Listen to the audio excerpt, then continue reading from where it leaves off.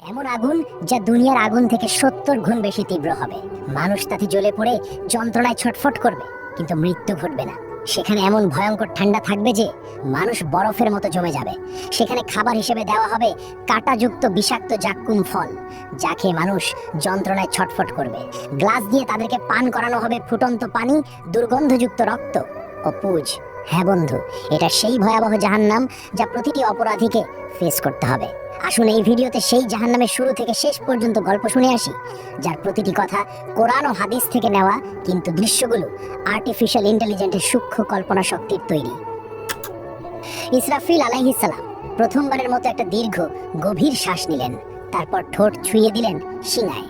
অতল গহ্বর থেকে উঠে এলো শিঙার শব্দ, ভয়াবহ হাড় কাঁপানো শব্দ। প্রথমে তাতে কেঁপে উঠল মক্কা আল মুকাররামা, তারপর সেই ঢেউ ছড়িয়ে পড়ল মদিনা আল মুনাওয়ারাতে, আবৃত করলো মসজিদে নববীর প্রতিটি ইট, প্রতিটি স্তম্ভ।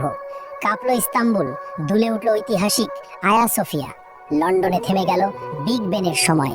নিউ ইয়র্কের আকাশচুম্বী দালানগুলো গর্জে উঠল ভয়ের কম্পনে। টোকিওতে যন্ত্রপাতি ছিন্ন ভিন্ন হয়ে পড়ল। একই মুহূর্তে গোটা পৃথিবীর প্রতিটি প্রান্তে ছড়িয়ে পড়ল সে বিকট শব্দ। আকাশের তারারা একে একে নিভে যেতে লাগলো। সেই দীপ্তিমান সূর্য ডুবে গেল অদৃশ্য অন্ধকারে, আর চাঁদ ভেঙে টুকরো টুকরো হয়ে গেল আকাশের বুকে। মুহূর্তেই সমগ্র মহাবিশ্ব এক বিশাল কবরস্থানে রূপ নিল। নেমে এলো নীরব নিস্তব্ধতা। সবকিছু সম্পূর্ণ অন্ধকার, সবকিছু মৃত্যু কোলে ঢলে পড়েছে। সবকিছু আচ্ছাদিত হয়ে গেল, শুধু আল্লাহ অবশিষ্ট রইলেন। ঘোষণা আসলো, আজ কার জন্য রাজত্ব? কিন্তু কেউ উত্তর দিল না। কতক্ষণ স্থায়ী হলো এই ভয়াবহ নীরবতা? 40 বছর, নাকি 40 দিন, নাকি 40 ঘন্টা? কেউ জানে না, কারণ সময়ও থেমে গেছে, স্থানও বিলীন হয়ে গেছে। শুধু আল্লাহ জানেন এই অপেক্ষার দৈর্ঘ্য কত হবে। মৃতরা মিশে গেছে মাটির সঙ্গে, হাড়গুলো মিশে গেছে ধুলায়, চুলগুলো পচে গেছে, নখেরও অস্তিত্ব নেই। কিন্তু আত্মাগুলো এখনো অপেক্ষায় আছে। বারজাকের জগতে তারা অপেক্ষা করছে, কারোর জন্য কবরের শাস্তি, কারোর জন্য কবরের নেয়ামত। কিন্তু সবাই অপেক্ষায়। তারপর এলো সেই পবিত্র মুহূর্ত।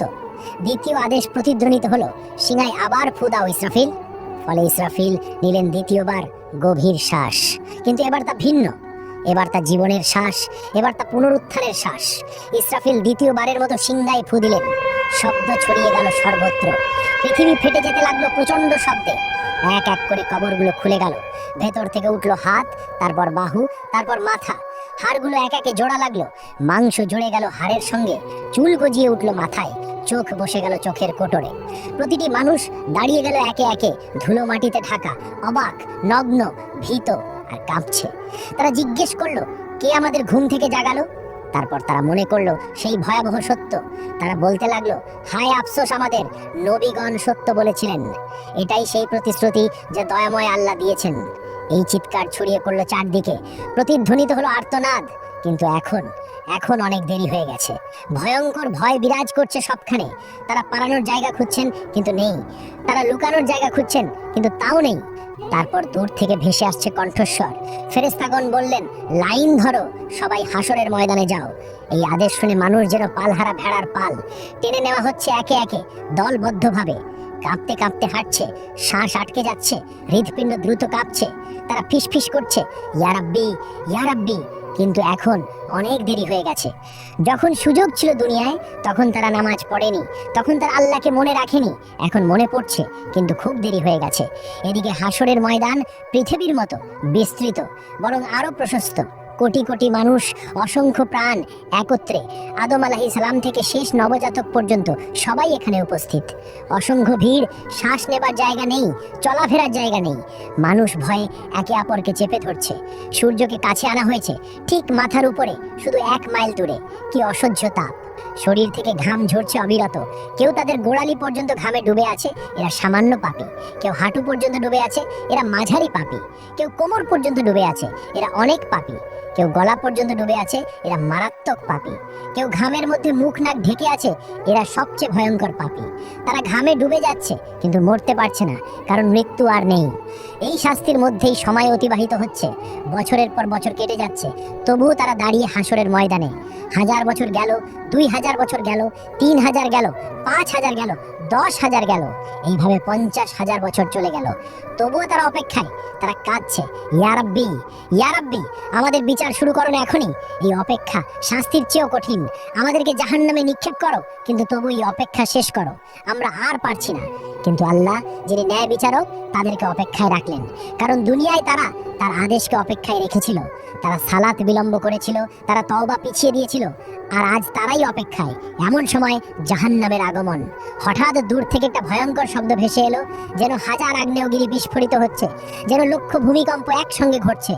শব্দ ক্রমশ তাদের কাছে আসছে, মানুষ কানে আঙ্গুল দিচ্ছে, কিন্তু কোনো লাভ নেই। শব্দ তাদের হাড় কাঁপিয়ে দিচ্ছে, অস্থি মজ্জায় ঢুকে যাচ্ছে। তারপর দূর থেকে দেখা দিল জাহান্নাম, ভয়ঙ্কর জাহান্নাম, 70,000 শৃঙ্খল দিয়ে বাঁধা। প্রত্যেক শৃঙ্খলে 70,000 ফেরেশতা টেনে আনছে। জাহান্নাম যেন জীবন্ত দানব, রাগান্বিত, ক্ষুধার্ত আর বুনো। মানুষকে দেখে সে আরো দ্রুত ছুটতে চায়। শৃঙ্খল টেনে ধরে আছে ফেরেশতারা অত্যন্ত কষ্টে। জাহান্নাম গর্জে উঠছে, সে মানুষকে খেতে চায়। যখন হাসরের মাঠের দিকে আসে, তার ক্রোধ আর ধরে রাখা যায় না।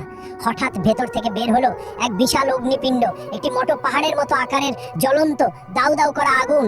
বিদ্যুতের গতিতে হাসরের মাঠের দিকে ছুটে এলো। কয়েক সেকেন্ডের মধ্যে মানুষের কাছে পৌঁছে গেল।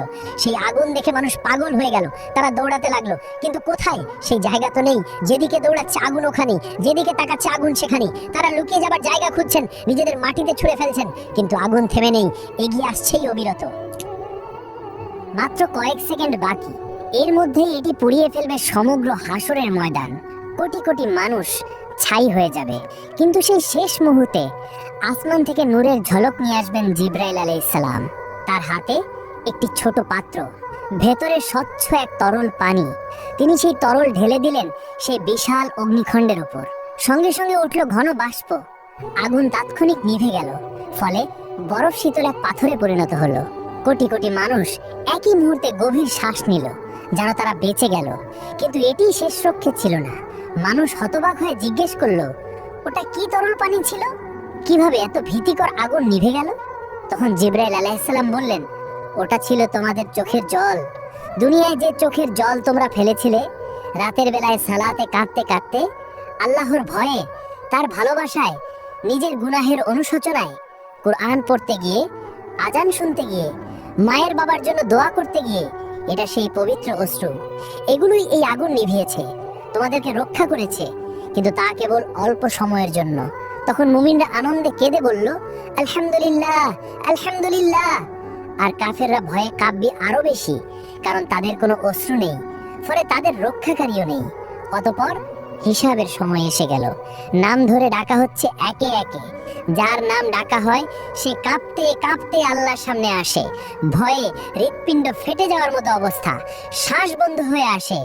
মহান আল্লাহ তার হাতে দেন হিসাবের বই। এটাই জীবনের চূড়ান্ত সিদ্ধান্ত। যে সৎকর্ম করেছে তার বই ডান হাতে দেওয়া হয়। সে আনন্দে বলে ওঠে, নাও পড়ো আমার হিসাব। আমি নিশ্চিত ছিলাম আমাকে হিসেব দিতে হবে। আর যে মন্দ কর্ম করেছে তার বই দেওয়া হয় বাম হাতে, পেছন দিক থেকে। সে উন্মাদ হয়ে চিৎকার করে ওঠে, হায় আফসোস, যদি আমাকে বইটা না দেওয়া হতো, যদি আমি আমার হিসেব না জানতাম। তখন মানুষ ভয়ে হতাশায় মিথ্যা বলল, ইয়া রব, আমি কিছুই করি নাই। ইয়া রব, আমি জানতাম না। ইয়া রব, আমি নির্দোষ। ইয়া রব, এটা আমার ছিল না, আমি খেয়াল করিনি। তখন আল্লাহ বললেন, মিথ্যা বলো না, তোমরা সত্য লুকাতে পারবে না। সবকিছু লেখা আছে, সবকিছু সংরক্ষিত আছে। তখন হঠাৎ মানুষের মুখ সিল করে দেওয়া হলো, কিন্তু মানুষের হাত কথা বলতে শুরু করলো। মুখ নেই, কিন্তু শব্দ আসে। ইয়া রব, এই হাতে সে টাকা চুরি করেছে। ইয়া রব, এই হাতে সে হারামে হাত দিয়েছে। ইয়া রব, এই হাতে সে জুলুম করেছে। পা সাক্ষ্য দিল, ইয়া রব, এই পা দিয়ে সে দৌড়ে গিয়েছে গুনাহের পথে। ইয়া রব, এই পা দিয়ে সে গিয়েছে জুলুমে। ইয়া রব, এই পা দিয়ে সে যায়নি মসজিদে। চোখ জানালো, ইয়া রব, এই চোখ দিয়ে সে হারামের দিকে তাকিয়েছে। ইয়া রব, এই চোখ দিয়ে সে নোংরা ছবি দেখেছে। কান বলে উঠল, ইয়া রব, এই কান দিয়ে সে হারাম শুনেছে। ইয়া রব, এই কান দিয়ে সে গীবত শুনেছে। জিহ্বা বলে উঠল, ইয়া রব, এই জিহ্বা দিয়ে সে মিথ্যা বলেছে। ইয়া রব, এই জিহ্বা দিয়ে সে গীবত করেছে। ইয়া রব, এই জিহ্বা দিয়ে সে গালাগাল করেছে। মানুষ হতবাক হয়ে গেল। নিজের অঙ্গ প্রত্যঙ্গই তাকে ধোঁকা দিচ্ছে। তারা আক্ষেপে নিজেদের চামড়াকে বলল, তোমরা কেন আমাদের বিরুদ্ধে সাক্ষ্য দিলে? তারা উত্তর দিল, আল্লাহ, যিনি সবকিছুকে কথা বলান, তিনি আমাদেরও কথা বলালেন। এভাবে সত্য প্রকাশ হয়ে গেল পুরোপুরি। কিছুই আর গোপন থাকলো না।